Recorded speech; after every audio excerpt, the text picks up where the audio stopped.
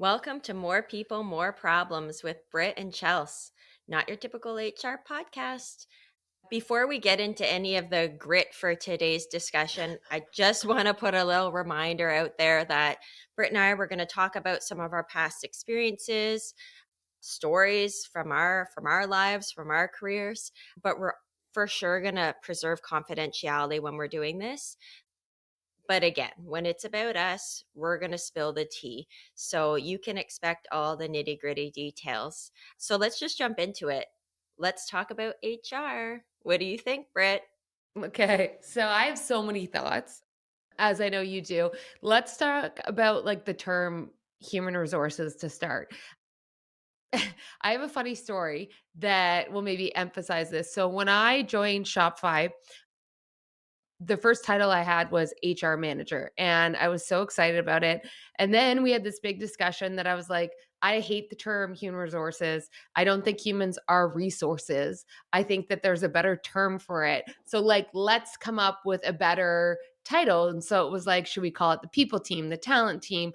And then I had this bright idea that we're going to keep HR, but call it human relations, because really it was about relationships. And I was like, I'm going to rebrand the shit out of this.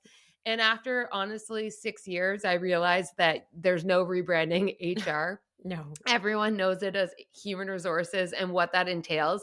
And I was doing more harm than good. And so at that point, we switched it to talent.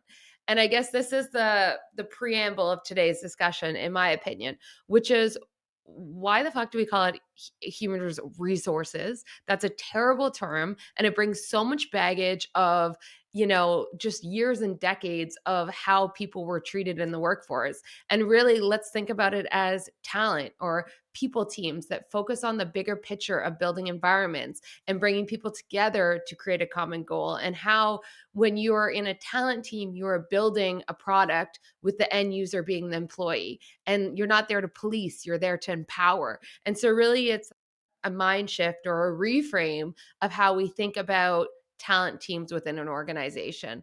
And, for me and you both working in HR, fucking hate that term still. Let's get into what that really means. And so, what do you think about that? I mean, Thanks for asking, Britt. Well, HR, I mean, I feel the same way as you. I think, funny enough, the term human resources actually dehumanizes it completely. yeah, It's just like little robot workers going around.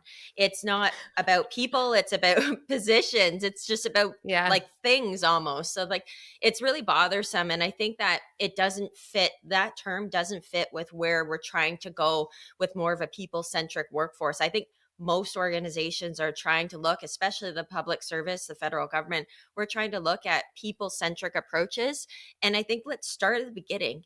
HR sucks. Like, that's such a crappy term. Like, HR. Let's do talent. Like, let's innovate. Let's be a little bit more creative with it, and let's value the persons that are there working for these organizations, and like always trying to like support, I obviously. know. And it makes me realize, like, talking about the decades of baggage that has come, like, so many times when people come into organization and it's like, here's the HR team, it's the parents, it's the police, like, whatever metaphor you want to do. It's the people coming in to punish and to get people in Yeah. line. Like, it's so negative. And it becomes then an organization, like, no one wants to talk to HR. Like, it's like the show The Office. I Like, know, it's so true. it's just so terrible, and it's comical because it can, I guess, be that bad. But I would hope that, what you'll get on this podcast and what you can get in really well done organizations is that people realize that a company is only good as the people in it. Meaning, you need to take care of the people, you need to empower them, you need to praise and punish the good and the bad, but it's not one team's responsibility. To me, the talent team builds the systems at which, you lead the people through. You don't have the policies and the process to just come in hard. And so I Well, don't know if it's the same in the government or not, but no, I mean, I completely agree. Like, let's go back to like that stereotype of HR. And you're absolutely right. It's leading, it's caring for people, but it's also so much more than that. Like, I was looking up, I was doing a little bit of research and just coming across certain things, quotes like, oh, shit goes down, better call HR, like the cleanup crew, right? Or the police, yeah. or like oh, you've got a meeting with HR, like, okay, it's about way more than that, like expanding like your recruiting, you're like supporting equity and diversity, you're supporting in the government. There's obviously several classifications or disciplines that are maybe not as don't lend themselves as much to the private sector. You're creating positions, you're supporting official languages to ensure that the public that we're serving receive service in the language of their choice. So, like, there's Yeah, I just mean, so much more.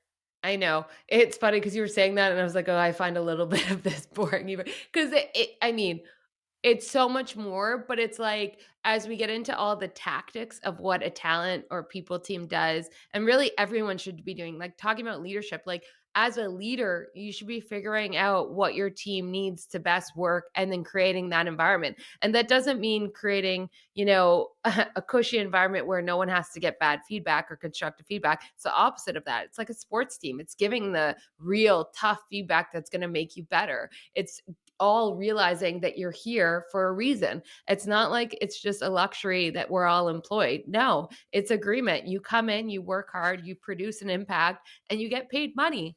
I think people Wow. forget that. I like Yeah, I I know. crack up every time we talk about that because it's not it doesn't have to feel so transactional, but it in reality is a transaction. You are 100% it trading is. work for money, and Yeah. hopefully you get a lot of intrinsic value from the work Yeah. that you do, and you're not just extrinsically motivated by your pay or your bonus or Yeah. whatever the case may be.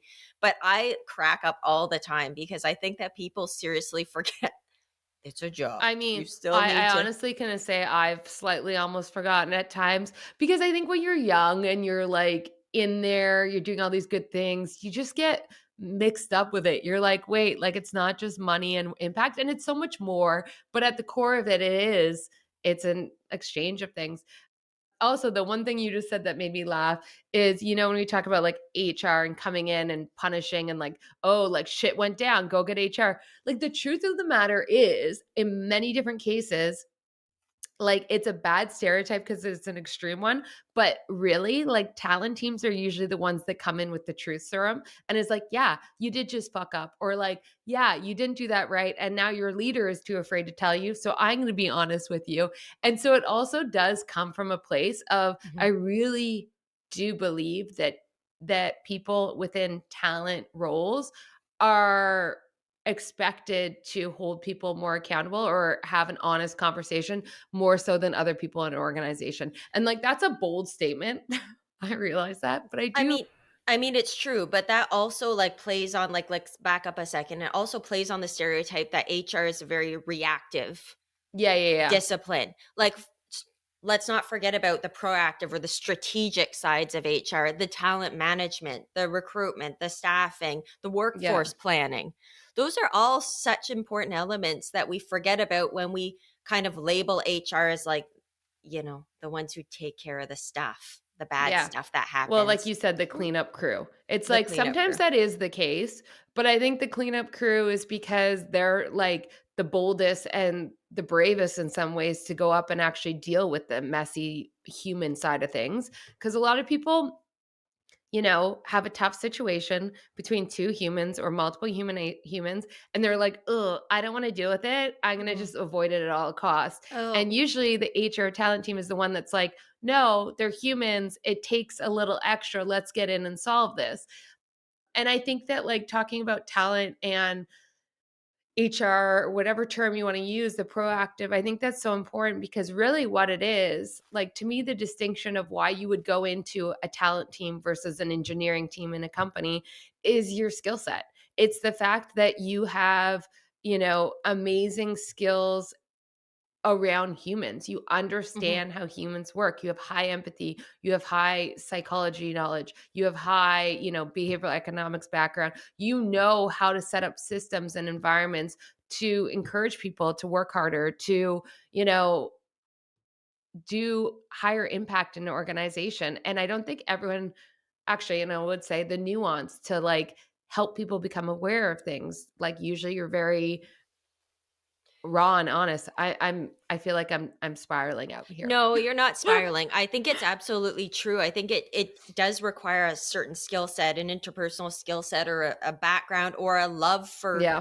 dealing with people on a constant basis. Like I think about the public sector and the government, and like say dealing with those messy situations. Imagine you're like in the government. We deal with unions and the people, right? So we've got Yeah. this like extra third party in there, and it can get like so chaotic, right? Like, but these are people who are just so skillful at dealing with these types of situation, at using their words, like using their body language. Like there's so much that goes into Yeah. helping to solve scenarios or negotiate agreements and whatnot. And like you made a point about, oh, people just don't want to deal with it. If you were talking about managers or leaders, I'm like, oh, those people drive me nuts. Like I hate those people. Like, You don't hate, but yeah. you know what I mean? I used to no, I don't hate those people, but it really bothers me because I mean, I was employed by someone back in the day who said like, I brought you in because you could deal with people and I'm not good at that. Okay. Well, then I had to deal with that person, and that person wasn't good at dealing with people. And that was like Yeah. an awkward and uncomfortable, and thinking like, but everything we do is dealing It's with with people. people. This is the thing I don't get because it's so innate to me that I'm like, at its core, it's all about relationships. Like at its core in life, like take it out of the business. Like all the people around you, whether it's a friend, whether it's a family member, whether it's a child, whether it's a parent, whether it's a coworker, whether it's a boss, whether it's a stranger on the street. It is a interaction and a relationship that you are forming that's either going to be short or long, but you need to have, tact. You need to have the nuance to be able to handle it. And so to me, I'm like, the most valuable skill set and role in a company is a strong talent team who understands that and how to put it together, because a business is only as good as the people that are building the business. And so I'm like, get the right people in there, think about it the right way. And it's everyone's job, but your, strongest asset is going to be the talent team. I don't know if I don't think many companies believe that though. I think it still is that view where it's like, oh yeah, I guess we got to hire an HR team because like we got to fire people. So Mhm. let's bring them in. And I'm like, oh, that's just like makes me want to vom. Yeah, but I think people with those thoughts, that HR is just to hire and fire and things of that nature. They don't care. They're looking at outputs. They're constantly Yeah. looking at outputs. And the problem is you don't get outputs without the people doing the outputs, right? Like Yeah. so Yeah. so if those people aren't supported, if they're not, reaching their full potential, if they don't have the backing of that organization, well, they're just going to go. And then you have to start it all over again. It like Yeah. really just goes into the full recruitment and then the retention issue. It's way more Yeah. costly and messy to deal with a really poor retention issue, because people, you spend all this time bringing them in and then they don't Yeah. want to be there anymore, and you need Yeah. a talent team that's going to be able to support, I don't know, whether it's the workforce planning side, the culture side of things, Yeah. Well, it's a equity and mixed mash of all of diversity, it. It's all of it policies. coming together. Ugh, some of those terms I hate, but I love I you know. and I love the actual I know intention of you're them. going to say Yeah, it. Yeah. they stick up. They have my little hairs go up. But taking a slightly different view on this, because you just made me curious. Like I know in my life growing up, where I built skill sets and realized that I had honestly a love for humans and solving problems, because I really think that is at its core. I mean, let's give a little nod to the title, more people, more problems. Like that is its essence. And so there was moments in my life where I can like pinpoint and I'm like, "Oh yeah, I like started to figure out that I was good at that and I could bring it somewhere." I'm curious for you, did you have moments that came out like that? Like you went to school, you did a psychology degree in university. So clearly lots of you were interested in humans. That's a really good question. I mean, I have moments, not as early or as young as you probably had your moments. I'll be super honest. I mean, I've always been a people person. I've always Yeah. been fairly extroverted and whatnot. So, I mean, that's probably a skill set that I honed throughout the years, growing up in a military family, having to meet new people and like put myself Yeah. out there. But that said, I went into psychology. I'm going to be really honest. because I didn't need math to get into psychology, and I was doing so poorly in math in high school that I was like, "Okay, psychology it is." It seems like That's everyone's funny. I never knew that. I don't wanna be offensive to anyone who went into psychology because, like, that was their calling and whatnot. I can't say it wasn't for It it wasn't your wasn't for calling. That's me. Like, fair. Yeah. I was going to university, psychology seems Yeah. fun, interesting, and they Yeah. don't give a shit about my math grades. So great, Yeah. I'm going into psychology. And like I said, I've worked in the government for several years, and then I became a people manager a couple years back. And it's funny, my first gig as a people manager, I was just kind of like doing the motions. I was like a deer Yeah. stunted, like in the headlights and whatnot. I would say I probably wasn't a great people manager at that point. I mean, I had fun with my colleagues and my employees, and it was, I saw the value in it, but I was going through the motions. And then it wasn't Yeah. until my second gig as a people manager where everything just changed for me. Like I had a much larger team. I had to motivate these individuals to deliver Yeah. on challenging and stressful and high pressure files. I knew that I had to be my best self so that they could be their best selves. And I don't know why that didn't happen in my first managerial gig. It's maybe because I was just so learning. Like I was Yeah. just trying to learn and Focused like on other things. keep my You're, head above water. yeah. But, like, that was my aha moment, and I Yeah. honestly say to everyone, like, who knows me or knows the roles that I've been in, the moments that I spent in that particular role, although they were some of the most stressful and challenging of my life, were some of the most valuable learning moments that really said to me, "I know exactly where I am right now, and this is definitely where I need to continue to be and have an Well, I think impact." when you get pushed to your limit, that's when you figure out where your true strength and skills, expertise is. And it sounds like that first gig, you were just learning so much and you went push, which is fair. Like that's career progression. And that second one was kind of all in. It was a harder and you got pushed, and that's where you really thrive. Also, it's an amazing feedback loop because you're like, I can do this. I'm good at this. And Mhm. humans want to do things they're good at. So then you do more of it and you learn more and you figure out, okay, I can do this in a new way at a grander scale. I can do this not only with me leading my team, but now I could build Yeah. programs that lead hundreds or thousands in the government. And that's really cool. The impact is so much bigger. I think for me, I mean, I had, truth be told, I had some really hard moments growing up with friends that had me in situations where I was pushed to my limit, like to your point, and whether it was around depression and some of the experiences that happen around that, I was forced in those moments to show up and, I mean, in one instance, to save someone's life. And in those moments, I don't remember thinking, "Oh, I'm really good under pressure," or "I'm really good with humans when they're at extreme, emotional states." But what I knew is I can solve it. I can help. I can get them through this. And that was probably the first instinct where I was like, "Okay, I want to do something where I get to help people and get them through really hard times." And then the next one was when I was bartending.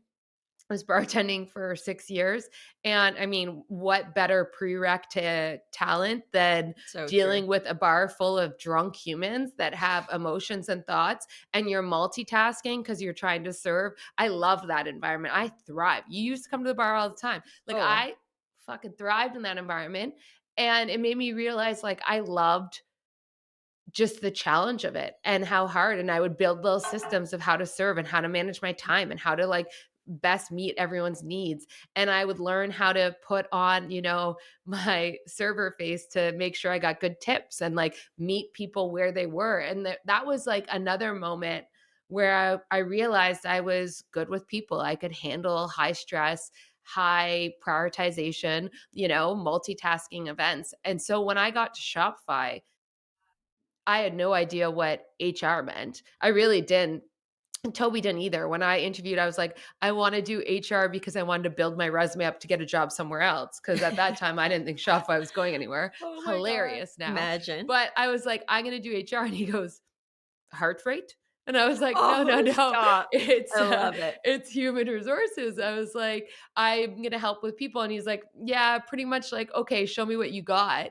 And then I started to do some things that came naturally to me, which was actually at the time all around culture. I was like, we were 20 employees. I wanted everyone to get to know each other. I wanted like team building aspects. So I focused a lot on context and information and like strong stories. And then 2 months later, we got our Series A raise and we went from 22 to 48 employees in 6 months. And then I started doing some of these other things that you mentioned, which was who do we hire? Like at the core of it, it's like you need the right people in the right roles at the right time. That's talent management. So, like, Of how do you course. start to think about that? But it was always for me, and this is probably why this episode's so interesting to me. I came at HR from a very unorthodox lens because I had never done it before and no one around me had done it. And so everything I did, instead of learning the classic term, such as, core competencies, it was like, no, what is everyone really good at and what's most important? Like I spoke about it as I would explain it to my 9-year-old niece, Yeah. not how I would talk about it in the corporate setting. And so when I hear, and this is my reaction sometimes when I hear your terms, it's just that I feel like it's overdone and I almost have like probably too much of a bias towards like what does that even mean, The which opposite. I need to swallow that down a bit because you can't go into a corporate environment, big business and not use some of those terms. There's a right place and a wrong place to have, Yeah. terminology used. It's so funny. It brings me back to some discussions we had. We were both fairly early in our careers, or maybe like early to mid, and Yeah. chatting about like interviews and the interviews that you conducted at Shopify and like how to stand out. Like, and you're like, no, no, I would never hire anyone from the government. I'm like, oh my gosh, should I send my resume? Should it be like pink with like perfume sprayed on it or something like that? So like they're like, oh, she's totally different, not your typical government employee. But I remember you talking about the Yeah. box or whatever, and it's you're looking for people, like you're looking for like design thinking, you're looking for people who are outside of that box.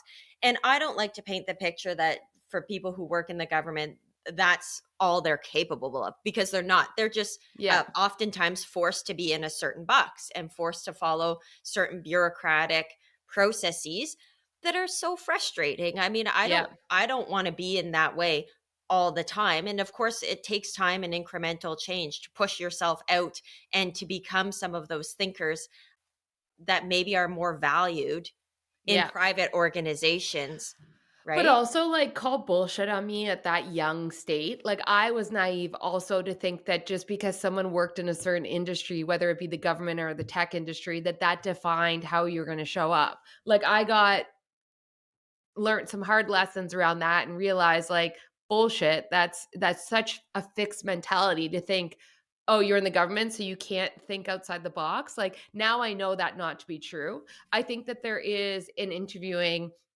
so many things that come out that will tell you whether or not they're going to be more bureaucratic and follow rules and want very like the core of it actually is the employees need for very strict rules and policies to follow, or does someone want to kind of break away and think outside of that and still Mhm. want guidelines but be able to play in color outside of that?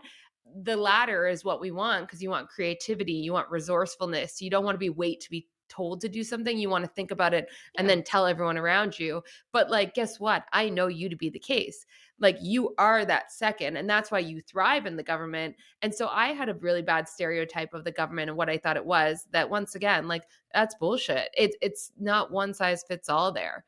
So I would say that my like propensity to color outside the lines and whatnot, but like the opposite of that when I was like very rigid and whatnot. It's not in a work setting. It's just because I'm like legit neurotic and like, Yeah, yeah, yeah. You are. You're but it OCD. There's a but it level there. that was like my own personality before I went into the government. And so now I start to find myself for the last couple of years going, okay, this isn't the way. Like we need to kind of swim and like push ourselves out there a little bit more. But change is hard. But anywho, Yeah. like, Okay, let's get into lingo because I think yeah, this is the funny. So, in preparation for this episode, we said, let's go off and think about some terms that you love and that you hate and why that is. And so, let's just go back and forth. We haven't shared them with each other yet. no, There might be some duplications, but maybe. like, Well, do you wanna start or do you want me to? Well, we already talked about HR and our thoughts Yeah. on HR, so we can Boo. that shelf that one, that's fine. I'll start with one that I hear a lot, and it's kind of government, but it's also some private organizations, like, I won't name names. Leaning in. Like, there's Okay. a Okay, lot tell of me why.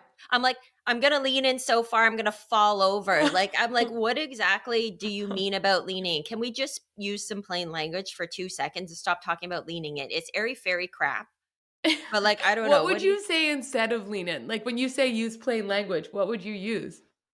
I don't know, like, "Let's dig into this, let's explore this further." Like, what does Yeah. lean in actually mean? See, and when I hear lean in, I think of the Sheryl Sandberg book where it's talking about a woman at a table full of men, and it's like, lean in and show your presence. And so I always think it's like, if someone's like, lean in, I'd be like, you want me to just be more bold? Like, I didn't even think about it in the context So of like, dig in. I wouldn't even have thought about that because that's probably not the context that I've heard it in. It's a lot of it been like, "So let's lean into this a little bit more." I'm And like, you're "For like, I'm fuck's already in sakes, it. I'm My like in it. If I lean anymore, I'm gonna fall into it, like, at Yeah. this point." This So, one reminds me of okay, one of mine was like low hanging fruit. I don't know why, but that one oh, is just like balls. it bugs me. I'm like, don't we always look at all of it? Like, do we really have to like, oh, that's a low hanging fruit, so let's chop it off? Like, what is even the intention? And like, I you know me, Brittanyism, I fuck it up all the time. I'm like high hanging fruit or like low hanging banana. Like, I just mess it up. Low-hanging banana. When you say low-hanging fruit, like, the first thing that comes to mind because I saw a random TikTok video the other night, was, like, low balls or something, and I Oh know that's, God. like, not what it's about, like, saggy balls. But There anyways, is there is a lot of terms weird. that have a different connotation that you're like, "Hmm." So, actually, this makes me think of a really funny one. So, at Shopify, before I left, I managed the go from in office to a distributed team, so all working from home and how that would look. And what we decided is we were gonna create these moments where people came together, and we titled them bursting. So, they're bursting events. And Like, every time I like, "Oh, we're gonna birthing or burst." No, birth burst, burst. oh, birthing. No, Okay. burst, like you're bursting, like Oh, bursting with an yeah. S. I thought you were saying birthing, like childbirth, and then No, I thought you said birthing, like BERFT, and no, then you're saying burst. bursting, bursting. Okay. So and every time we would talk about it, and I was, like, in front of the whole company explaining the strategy multiple times, and I was like, "So you're gonna be at home alone for whatever percent of time, and then you're gonna get together with your favorite people, and you're gonna burst."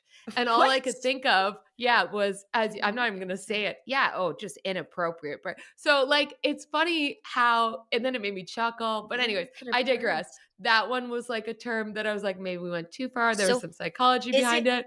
Brit, is it meant to be like an orgasmic experience? Like, is it like, was No, it really that's meant the thing. I don't know, and I'm like, "Can you burst by yourself, or do you have to Okay, be with this other people?" I'm like, just kidding. I mean, let's not Never go heard there. of that. Okay, but this actually makes me think of another one. Have you ever heard the term idea shower? Are you sure it's idea shower? Or is it something else? Who the fuck says so what do they say? How does this even come up? The way I heard it was like, "Oh, let's get into like an idea shower." And I was just Let's like, not. "No, thank you. Let's Let's not. not." Let's not. Okay, if you're gonna contextualize, like, let's get into an idea shower, that sounds very sexual. That Yeah. sounds very harassy to me. Also, the first thing that comes to mind is, like, golden shower, so, like Oh, you I know. didn't go I there. did. I wasn't even thinking I that. did, but obviously that's what you think of when you and then let's get into it together. Yeah. I don't know if maybe the Stop. intention behind it is like, you know how everyone thinks and gets good ideas in a shower? Like, because you're alone, it's mindfulness. So maybe it's like, oh, I had a great idea shower this morning. But that sounds so dirty too. I don't like it, but I had to bring it into this combo. I don't mind the personal kind of touch of, like, I had a great idea shower, but when someone's inviting you into an Yeah. idea, it seems weird. Like, it That's a seems too solo much. business. Yeah, yeah, you do that by yourself. Freak. Okay, what else you got on your list? Well, I was looking at a couple, I'm like, right sizing. Right sizing, like, pings off a couple of things for me. Obviously, you're, like, redistributing your organization. Is it just, like, a term just be like, "We're just canning a load of people, Isn't we're it the right same as sizing"? downsizing? I mean, I guess, but maybe a little bit of a different connotation. They say right sizing, like obviously you want to create efficiencies, maybe you're Yeah. adjusting your workforce, whatever. It's just like, it's just another term for firing a bunch of people. We're right Yeah. sizing, like it's right, like is it? It is funny because it really just, like, comes out strong as, like, "Don't fight me on this because 'cause we're right-sizing It's yeah, everything." it's right. Well, not for the people who are getting fired, obviously. It's probably not right for them or their families, but I think it's just a flowery way of just going like we're just cutting a load. Like It's maybe funny because I agree with you, but I also kinda like it, like, I might build that into my language right. So, repertoire, like, we're someone will say downsizing, and I'll yeah, be like, "You no. mean right-sizing. Yeah, it's You're not making it right downsizing. again." It makes me think of also, like, a Make America I Great was Again, just like gonna say that, making it right again. And we're like really going off like on one little thing and then moving towards like very right wing. Like, no, come back. Like, come back. Okay, let's talk about words we like then. Do you have any terms? I mean, I like a lot of terms, obviously. Okay, I got a good one. Do you What like is when I it? ask you a question, then I just wait for you to I come know, and I'm back to like, me? shit. Sorry, I actually thought we were just talking about terms we didn't like, but now, Okay, well, if you got clearly, more. I didn't do the homework properly. You tell me a term you like. I want to hear it. Okay, my favorite one that, like, is a little odd, but I enjoy is energy vampire. So, when you get into Oh, a meeting or you've been in a discussion with someone, you're working with something, and you walk away and you're literally just like a zombie, like, you're completely depleted. You're like, "That took everything out of me." The term energy vampire describes that person. And if you have energy vampires in your life, not even just in, yeah. let's say, the work setting, I think you got to get rid of them. But I just love how descriptive and accurate and kind of cute it is. It's like, instead of saying that person's a total dud, it's like, oh, they were an energy vampire. They sucked it out of me. But, like, they're just like, it's to describe a personality, like, they're exhausting, and sometimes, like, you could probably attribute that Yeah. to people who are, like, constantly really, really negative and, like, always Yeah. complaining or just, like, they never shut up, and you're just like, "Ugh, like, I Yeah. need to go." 'Cause, Yeah. like, so what's the opposite? What do if you have an energy vampire sucking the life out of you, sucking the energy, how do you what's the person that re-gives you the energy? We're Oh, coming that's up a with a good one. term I right don't now. know. I'm so bad at this. This is like me trying to come up with captions for my Instagram posts. I'm not good with takes me a I'm, like, while. trying to think like an it's not an energy giver, that's just boring. Well, it's like an IV. It's like a Can doctor. See, this is how bad I am. an energy IV? An energy Yeah, IV? Can we think of an animal that gives something? Like an elephant trunk, don't they, like, shoot out water or something? I feel like this An energy trunk, I don't know, but this isn't going. I'm gonna stop that there right now because 'cause you're right, it's not going anywhere, but I'm gonna think about it for next time, and then we'll just, like we're gonna think of the opposite of the energy Okay, vampire, the giver I of the will call energy. back. You better have a good term. I won't bring anything to the table, so this is all you, I'm Chelsea. gonna think about it. I'm gonna do some research, some TikToks Okay, and stuff like that. I'm gonna find some something. I TikToks, get get in I get there. my best stuff off of those, like, reels on Facebook and Instagram, TikTok, whatever. We're doing that. Bring it all, mash it all into life. Okay, what other terms? Okay, we'll do good or bad because I might have one of each still, but actually, one I hate, gross misconduct. It's like, not only should you be fired, you have extremely gone out and misconducted so Yeah. gross and massive that you need to be gone. I'm like, just fire the person. Like, it doesn't need to be that exaggerated. And like, really, it's so hard to create cause to let anyone go. I'm like, it's just bullshit. So I find that term It's such an terrible. aggressive, like, adjective, like, Yeah. gross, and what it makes me think about is when you know, we look at like doctors look at body types and whatnot, and they're like, "You're overweight, you're obese, you're morbidly obese." I'm like, "Come on, that's just Like, did you fucking need to rude." go there? Like, that's Also, enough. now I'm dying laughing at our hops. We start with a term that's like HR. We end up with either sex, morbid obesity. It's just like, but like it's a bit when Yeah. you're like it's too much. You don't need Yeah. to add the gross. Like they Yeah. did some bad shit. I mean, it might have been gross. It might have been gross. Like I mean, Like, but we don't legit need to gross. know. But like it's too much of a descriptor at this point. Yeah, I I think it agree. just like they got fired because like some bad shit they did. Yeah. No, I agree. I agree. One Canny terms on your side. Leave me with the zinger. A zinger. Well, I don't know if it's a zinger, but one that really actually bothers me is Yeah. positive discrimination. That really bothers me. I'm like, What is it's like affirmative action, right? But like, I don't think you should be saying it's another what is that term for called where affirmative. it's like two terms that contradict? There's a saying for that, isn't there? Well, so it's meant to be like the same term. Like positive discrimination is another way of saying affirmative action. But like, can anything be positive when you're That's yeah. discriminating against anyone? So Yeah. I just think it's stupid. Yeah, I isn't don't it like a hyperbole? Hyperbole? I What? don't know, hun. Like, Okay, I well, mean, I'll I'm check not on that back and in come back in the school. next Like, go podcast. back to grade 12 English class. I don't know what a hyperbole is. I couldn't tell you right now. I'd have Okay. to Google it. But anyways, I don't know that many people use that term anymore. Yeah. But Don't I like it came myself. across it. I don't like it. I think it's ridiculous. I don't think you can Yeah. positively discriminate against anyone. You shouldn't be discriminating against anyone. So I don't Yeah. think we should swing it into like a fancy kind way. You know what I Yeah, mean? it's like any it just highlights that, like, labels on things, they start good and they just evolve and try and be cute, and maybe that's what we're doing, but, like, my TLDR, like, too long didn't read of this is just say the fucking thing. Say the thing Yeah. you wanna do instead of coming up with some fancy title or something that, like, everyone has talked around like, soft skills, hard skills. It's like, well, no, we're just talking about a skill set. Like, let's Yeah. talk about the thing. And so, yeah, that's my takeaway. No, I 100% agree. It has to be plain language. Like, Yeah. stop beating around the bush about it. Like, let's Yeah. just be obvious because not everyone's going to understand or know these particular terms. And if you're not helping everyone to understand and being very clear and plain about everything, then what's actually the point? Someone's going to lose. It's going to get lost in translation. Yeah. I just don't think it's the right way to go about Just things. and the best titles are where they're so explicit. Like Energy Vampire, the reason why I like it is you literally like before I even explain it, you're like, "Oh, I could imagine what that is." You know? And it's like a Yeah. novel. Anyways, yeah, Oh, I well, digress though. Okay, yeah. should we go ahead? Sorry, I cut you No, off. no, I was gonna say I was plugging back into the energy vampire versus the energy giver, and I was just gonna say I'm coming up with that for next Okay. time we record. So don't worry. Yeah. Got that. Okay, perfect. I just got a really weird one. I'll tell you later because I don't want to put it on here, but I'll Okay. brainstorm with it. Let's get into wine time. Okay, for wine time today, we have Cote de Roses. Clearly, I'm not the French one out of Chelsea and I. Mm. She's actually bilingual. No, And you I, totally nailed that. I would did have I? taken you for someone from France. Oh, No, thank just you. no, Oh, come on. not. Okay. It is Cote des Roses. Grenache, Syrah, Cinsault. Cinsault.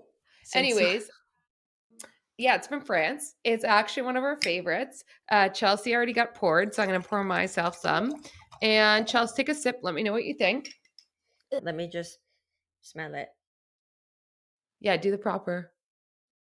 I'm just kidding. It's It's delicious. shit. It's delicious, obviously. I do love this one. Just I know like you love the bottle. Okay, without going into too much detail, I would say that it is a great summer sipper. It's fresh, it's light. I would do it outside on the patio any day of the week in the mm. summer. At this point, because we're in Canada in the cold, it's a little like, I don't know about this time of year, but it's still good. I would give it a solid 8.5 out of I mean, 10 I could drink a milliliters. rosé at any time. Yes, a You love a rosé is rosé. beautiful spring, summer, but I mean, I could really drink it anytime. Maybe that's just my kind of attitude towards any wine, like, but I don't know. Anyways, I would give it close to 10. I enjoy it. I Oh, don't find it like not it's super not close. sweet. Okay. It's not super sweet. Yeah. It's a fantastic sipper. I feel like you could be by the pool, you could get lost in it. Like you could just get lost in the moment of it, just having a drink and just, Note you to know. Gary, buy some of this for the house. The well, I was really thinking of like friends like at the pool, but anyway, sure. Like you could just get lost in it and just like, oh, the Good. bottle's gone. But yeah, I'd give it like anywhere between an 8 and a 9 for Okay. sure. It's a beauty Solid. summer sipper. Beauty summer sipper. We'll get better at these wine reviews as we go, but I mean, these are the type of descriptions you get. It's not But just But important for our viewers, obviously, Britt, like got it at the LCBO, obviously. if you're in Canada, yeah. Yeah, if you're in Canada. What's the price point on this one? I feel like it's like 19 to $22. It's reasonable. It's Yeah, reasonable. yeah, it's So easy peas. and the bottle's beautiful. Like you said, Yeah, I love the bottle because it's got like this kind of rose yeah. design You can on the use it bottom. again. Okay, Why so not? wine aside, as we sip this, wine time, what's happening in life? This is where you're gonna get to know Chelsea and I for a short period a bit better. So what's happening in life? What do you have planned?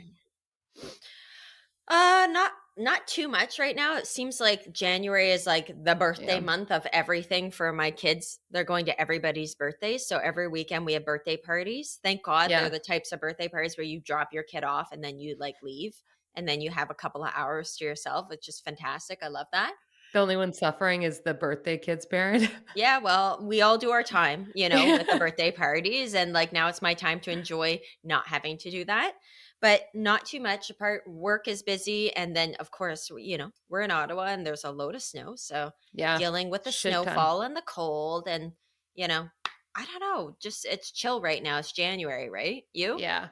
Yeah, I mean, as you know, I'm in Ottawa right now, flying back to Arizona today, and I'm excited to get back to the sun. I always thought the winters, I like just kind of was a sloth and that was okay. When I realized it's like seasonal disorder, like I don't thrive in the snow. Like, some people actually, your daughter, she like went snowboarding yesterday with Gary and your son. I think that's great. I don't do any winter activities. Like, essentially, I hibernate like a bear. I watch a lot of Netflix. I try and do dry January, and then I end up falling off the wagon, hence wine time.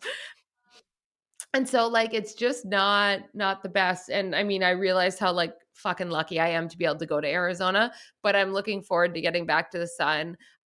I have some fun things coming up just with work, some cool, new opportunities on the advising side, and then I have all of my family coming out to visit us, and we're gonna do Hawaii this winter. So, like, I'm excited about the cadence of just good work, good people, and, some good times ahead. Oh, you We'll see get to how it be in the goes. warm. That's so I know. lucky. I'm so jealous right now of You that. always usually we go down south together, but we don't have that this year. We didn't do that this year. I mean, I will come I know. visit you obviously in April, but Yeah, it feels like it's going to be forever until that actually happens. I But know. yeah, I completely agree. I do know winter sports. I don't the only winter sport I do is like doing any sort of snow shoveling or like walking my children to this sledding hill so they can sled. I'm an après ski type of girl. Like I like to dress the part. I like to enjoy a glass of wine.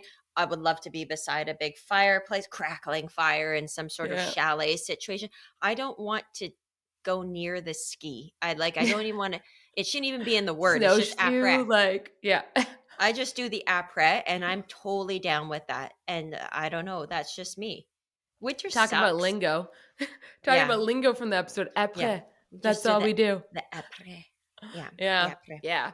But I have been home for a few days now, and I definitely filled my cup with all of my loving relationships. We got to see each other. I got to see my parents, my siblings, some other besties, and it just that's what I miss when I'm away. The deep relationships where you can just show up in your sweats and nothing I was gonna say nothing else, but that sounded dirty, but in your sweats and no makeup and just like have a real conversation. There's no pretentious because okay, sidebar, since being in Arizona, I'm trying to meet new people. And this is like it's dating all Swingers. over again.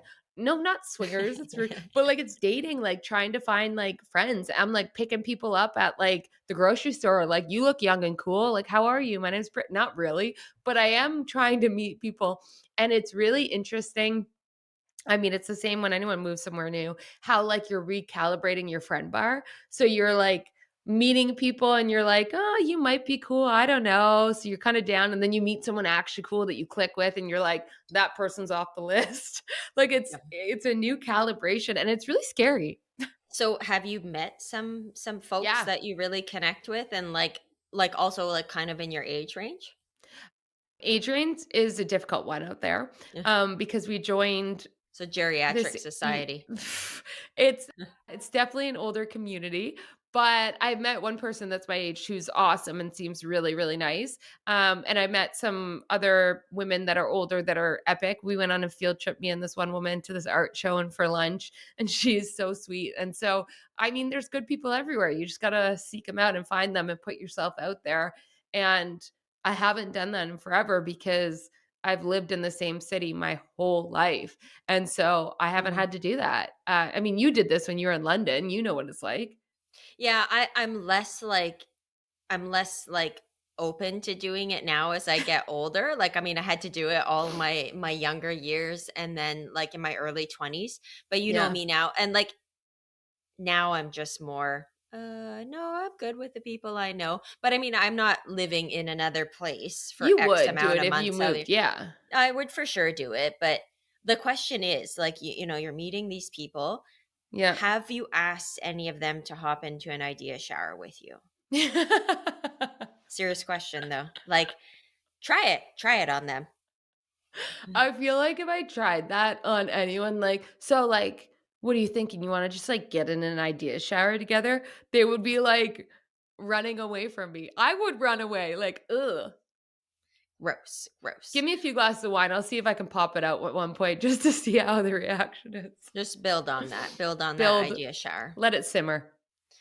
Yeah. Anywho, I'm enjoying this wine and I'm enjoying your Yeah. company. But I Love you. think that we'll close off the podcast at this Well, point. there you go. We'll see you next week. Yeah, love yous. Bye. Thanks.